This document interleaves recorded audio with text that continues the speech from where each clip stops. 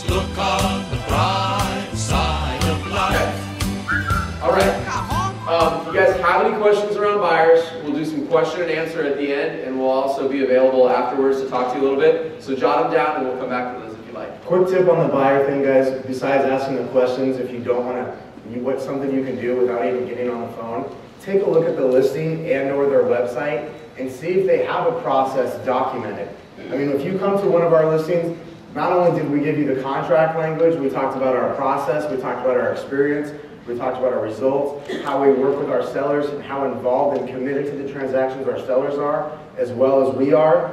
And it talks to them how to work with us in a seamless transaction. So a lot like you would if you were going to an REO listing, you guys know flat out when you're dealing with an REO agent that deals with a high volume and does it well, they've got a system documented. It's the same thing on the short sale side, and that's how you can, one, identify another agent as being able to do this properly, and number two, you can see that they've done this before, they've been down the road, or at least they've thought about it. Perfect. All right, let's get into the fun stuff. I call it the fun stuff because I like talking about the listing side. Absolutely. Okay. All right, guys. We're going to spit out to you as quickly as possible what our process is. Kevin just alluded to it. It's important that if you're doing short sales, that you've got some sort of process in place, okay? What you're going to hear from us today is systems and processes that we've put in place to take 1 or 2 days' time off the transaction, or to eliminate a week's worth of waiting for a short sale approval. And we've done this from the School of Hard Knocks. Ask us how we know a lot of this. We learned it by messing it up the first time, okay? So, keeping it simple, before you take a short sale listing, I'm going to encourage you to never sign listing paperwork with a short sale homeowner until you've gathered their financial package.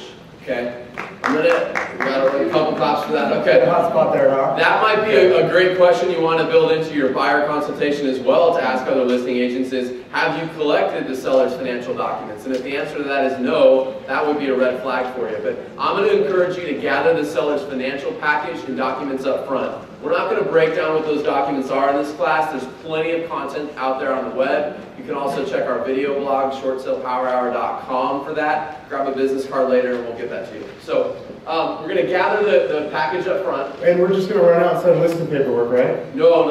Actually, we're not going to do that, Kevin. We actually don't ever go to the homeowner's home and sit down at their kitchen table because what we do is so Outback, people end up coming to us.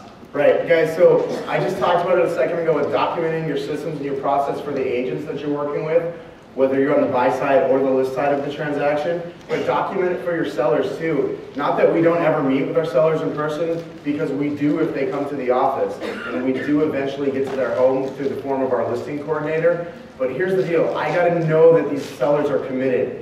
I can close anybody's, I don't care about hardship, I'm telling you guys that right now. I care about commitment to the transaction. And if the seller is committed to the transaction, meaning they're gonna do what I'll call their homework and fill out the dequalification or the short sale package, they're gonna do that for me up front, and they're gonna follow through my process, then that's somebody I know and I can trust that they're gonna get through this transaction all the way and stay committed to it. Whereas somebody who insists on you coming to their home first, making sure you can sell their house.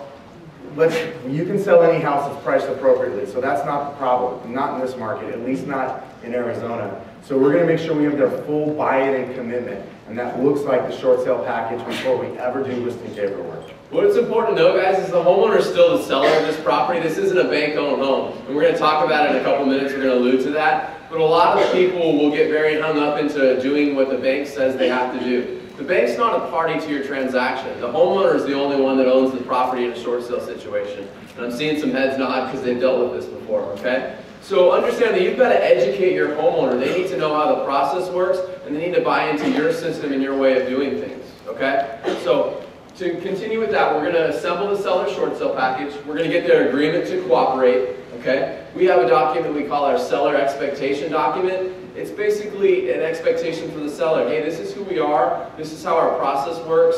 When we put your home on the market, this is what's going to happen. When we show the home, this is what's going to happen. When we get offers, this is how we're going to handle them. And we walk them through what to expect. How did we figure out that form, Fred? I think we learned it, Kevin. Basically, literally, we had a lot of mistakes until our document was like 3 pages long. Now our documents just gets longer every week. So literally, guys, every single bump in the road that we could think of or we had actually encountered, We just put it out there on paper first. Again, we're still talking pre-listing paperwork, so that way our sellers know what to expect from us and what we're expecting from them in order to get through this transaction. Our process, our goal here in this is to make this transaction as normal, if you will, as possible. Short sales aren't normal, we know that, but if we can make this feel more normal for the buyer and for the seller, and again, that all starts with your upfront work, then we can make this go as smooth as possible.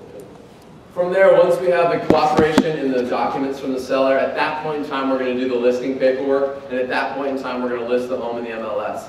We're not going to speak a lot about pricing because we don't have the time today, but I'm going to encourage you to make sure that you're doing consistent price changes on your short sale listings.